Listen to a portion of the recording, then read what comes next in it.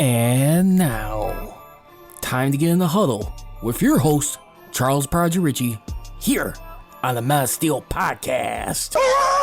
Hey, you blink, I'll cut your eyelids off. Don't you blink. I got you. Let's go. You get where you feel like you can rush the quarterback. You understand? Yeah. Rush the quarterback. Bangs in for the touchdown, and there's the coup de grace. Do you have room in the trophy for another one there? You got 6 of them. Now you're the winningest franchise in NFL history. We'll make room.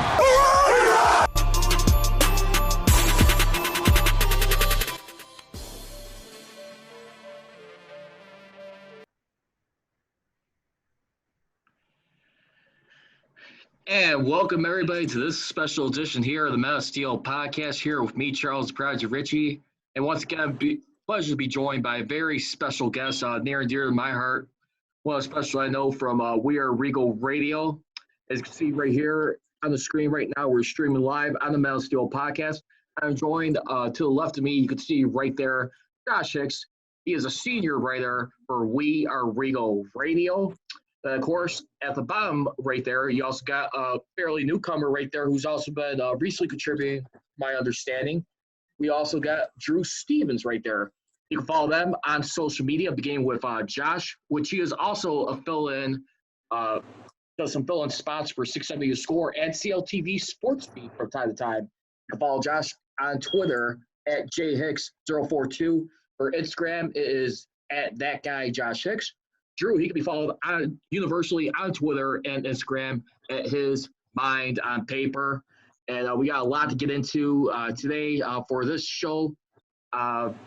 And I felt one of the topics of the weekend, fellas. I hope you guys had a beautiful 4th, having a great weekend, staying healthy. How you guys been? I've been good, man.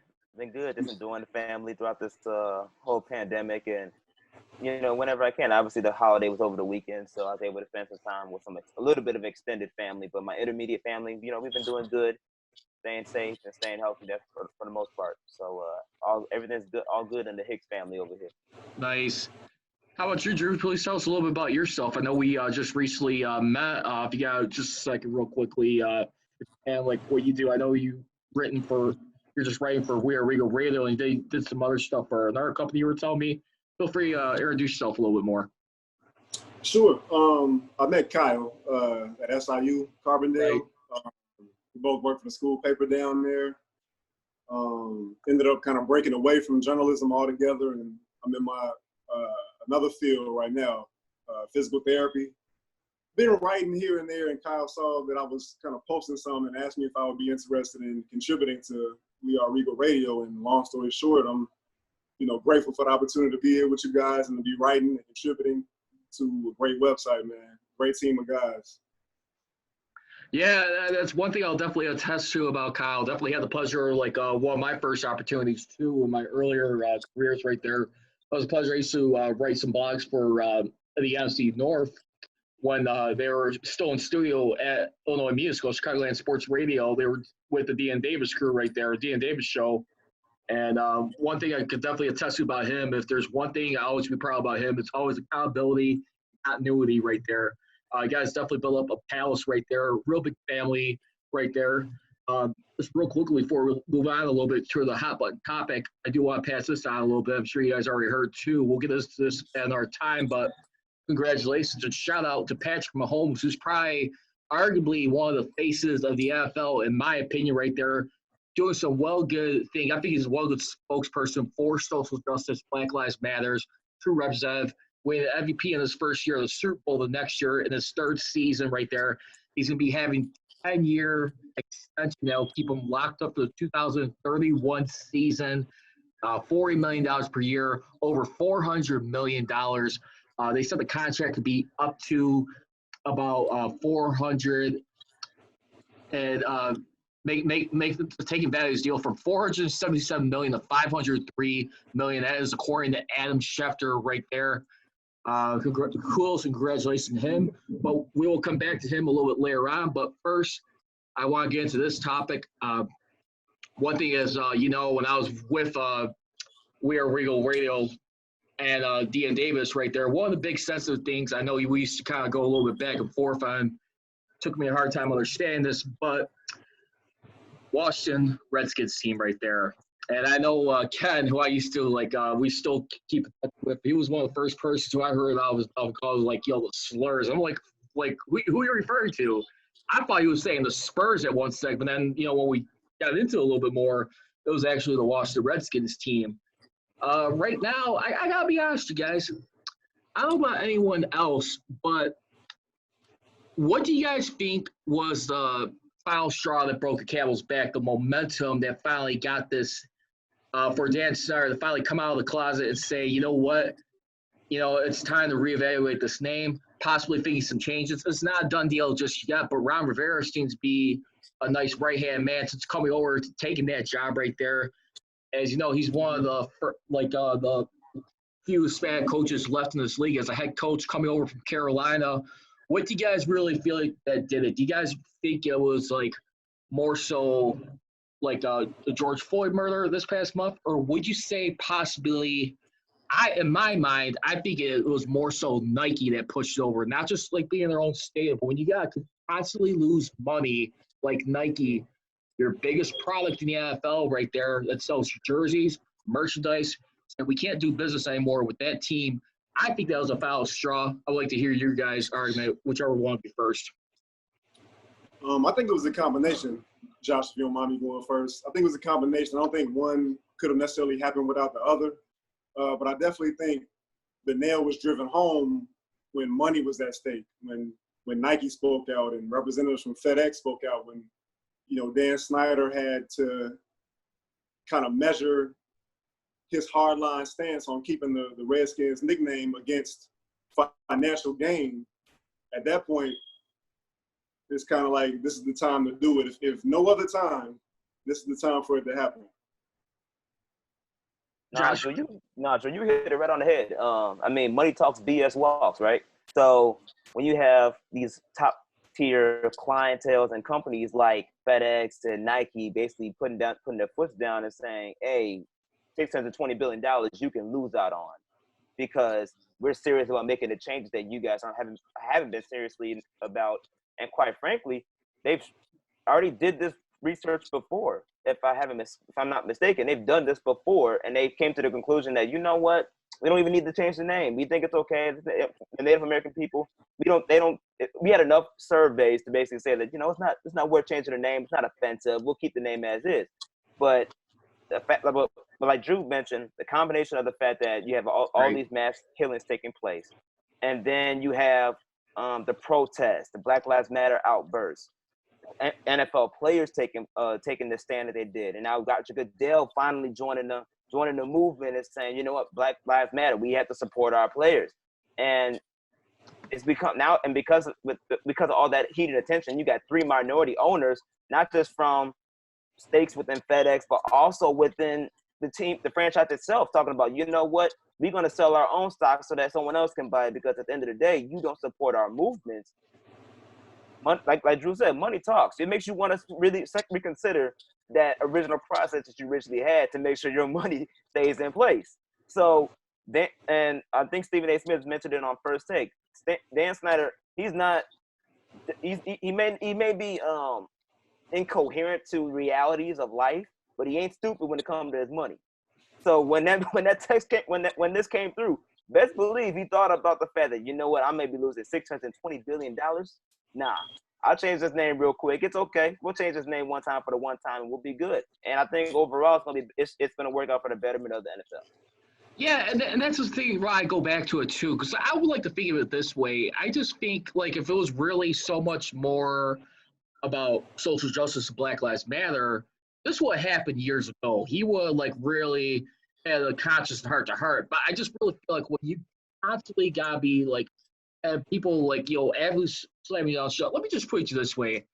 Think of it if you're at a event or a sports game and you're one of those goofballs that's acting up, causing a real scene and it's disturbing others. It's you got people around you tell you to shut the bleep up. You know what I'm saying? And then you still keep doing your thing. It's one thing like once you actually see like someone from security come in there and start walking towards you, kind of like this case with the Washington Redskins team right there. It's like when you have like Nike pulling out your own stadium, like saying, you know what, we're going to bail on you if you guys do not change this. And on top of that, they still want to return back to the district once their contract runs out for the stadium through 2027, which they have been there, which would be like 30-year deal basically.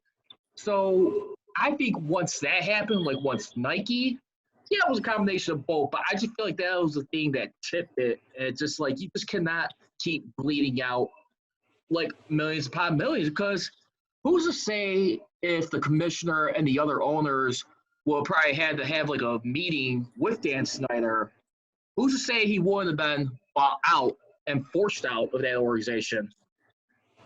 That'd be my only concern, because right there, you just cannot be losing profit like that. And that affects everybody's piece of the pie when you see, wait a minute, it's like you're not pulling your weight here. What's your retort to that? I mean, you can do that, but the NFL won't. I don't think the NFL will get to that point where they're going to try to outright buy out an owner just to create their financial gain, because either way it goes, Dan, whether you like it or not, he's been one of the richest owners that actually helped bring the NFL tons of money. So because of that, you can't get rid of a source like that unless it's completely detrimental to against the NFL standings, which over the time frame, the NFL is slowly but surely actually finally catching up to the realities. They haven't always been on the right side of social justice.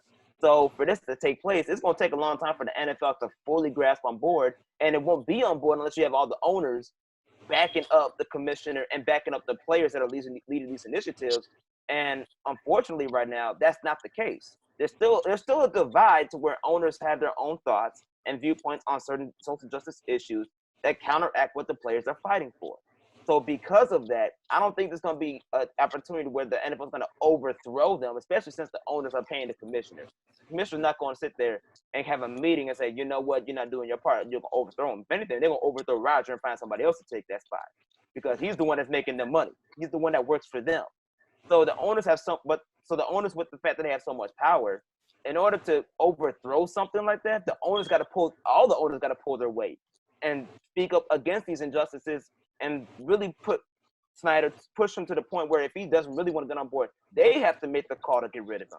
And quite frankly, I don't see that happening within the NFL. So your best option is to force them to change the name. And when you have high representatives, especially minority representatives, representing these top tier companies with that much influence, that much money, and that much power, you have to listen. And Snyder's finally listening to something that he hasn't listened to for all these years. So with that being said, then, is there any concern from you guys from like North American sports, like the domino effect or ripple effect right here? Could we see possibly some other teams with some Native American franchises? I mean, Dan Snyder's going to be like more than likely changing his name. Do you see him pulling out like a little like a hypocrite like type of, like bias, like, like, wait a minute, if I got to change my name, what about these other franchises like Florida State Seminoles, Blackhawks, Chiefs? Do you see any teams in future time if the Indians are starting to join force? A team who's actually had that name for 105 years, early 20th century. Possibly the Indians, but just because the Redskins name carries such a derogatory meaning behind it, and some of these other names don't quite have that much inflammatory nature behind them. I don't know if like the Seminoles or the Blackhawks would be as pressed to change their team nicknames. I know there was a little bit of a push for the Blackhawks to change their nicknames. They're right. But like I said, just because the Redskins are just is so bad, it's so much farther beyond some of these other team nicknames. I don't know that it necessarily will open up Pandora's box in a way that the question you just posed. So with that being said, what nicknames you like coming for like the replacement of that Washington franchise? We're looking at OddsShark right now. I know they're still considered the seventh most valuable NFL franchise, according to Forbes, raking in a nice $3.4 billion. So it's not like they're losing that much money, but for ramifications out in the future, we got a list of names like the presidents, the generals, the Lincolns, the Americans, the Kings, Memorials, the Capitals, which is similar to the Washington Capitals of the NHL, the veterans. Another one that's really surprising, I don't think I would be on board with, is the Jeffersons, Roosevelts, Monuments, and Arlingtons. If I had my way, I had 2 suggestions I would think of for like the Washington franchise. Either one, go back to like where it all began, when you had for that one lone season, the Washington Braves, or I would do maybe like the Washington Warriors, or if you want to do something out of the box, the DC Knights. I mean, even though you do have Batman, the animated series with Warner Brothers and DC Comics, you could call them the DC Knights, something a little bit more admirable and respectable, especially in the times we're living in. And so what does this do for, like, right now when we try and push for social justice? So you got, like, an alternate name, and how much does this help the cause? I mean, hey, I actually like the DC Knights name that you picked up. It's very creative. Like, you wouldn't put 2 and 2 together unless you actually know the comic history. So because of that, the DC Knights, I actually mess with that name. So that's a good, Chuck. I mess with that. That one was out of the list. That was out of the box on my mind, just to put y'all out there. I'll own that one. Yeah, I mean, it was very creative. But for me, I would be very hesitant at this point because of the fact that social justice protests and the discussion is so high. It's so hot right now. It's such a hot spot topic and a sensitive issue. I would be very cognizant of naming any football names after anything political. You know what I'm saying? So Right. if you're talking about the Jeffersons, Generals, I forgot the other names that are there, like Capitals and things of that sort. President Generals, you're definitely thinking back to times of the war. People could make an argument and twist that. Right. Yeah. So I would be very cognizant of that. So something simple like the Warriors that you mentioned, like that would be maybe an ideal name for them. Something along those lines that isn't always so political. And even to piggyback to that point, talking about other names that are other franchises that were around, not just the NFL, but in sports in general. Like we mentioned, the Indians, Blackhawks. If you want to be technical, people are going to question the Patriots now. I mean, Yeah. The Patriot is someone that you're going to, according to the definition of the Patriots, is, someone that's fighting and defending what's theirs, defending their country. Well, if you want to be technical, Black people, we had this country. It was overtaken. Yeah. I mean, it was overtaken. They actually brought us from our own country to build theirs. That's the concept of slavery. So when you talk about slavery, we were dragged here. You have Black people represent a country or a team with a term that is derogatory against Blacks technically, because this wasn't our founding country. We did not originate here. We were dragged here. We was brought here unwillingly to build a country that is what we have as of America today. So people can technically question the Patriots name too. It's anything political from a name perspective at this point is going to be very sensitive. And if you're not sensitive to that topic, you will get some hashback or flashback from any of those type of terms. And if you're not ready to fight that, you're gonna be up in arms from names for names for years to come, even past what we're dealing now with the Redskins and the Indians. It's gonna be a continuous topic, especially the more America stays woke, in quote, stays woke regarding these social justice issues and topics. One name. Yeah. Go ahead. I was gonna say one name I wish was getting more play is the Red Tails, kind of an ode to this is Keith the Airman in World War II. Yeah. But I know that's probably going to be it's too much all at once. That's that won't happen. But then again, you also got to think. I think once again, like what's also going to stand out more too. I mean, this is an alternate nickname, but at the same time, what's going to also help pocketbooks at the end of the day? I mean, business wise. What's going to like really turn some heads? I mean, it's respectable. It's a lot cleaner. But at the end of the day, I think the bottom line, unfortunately, will wreak its ugly head in that one. So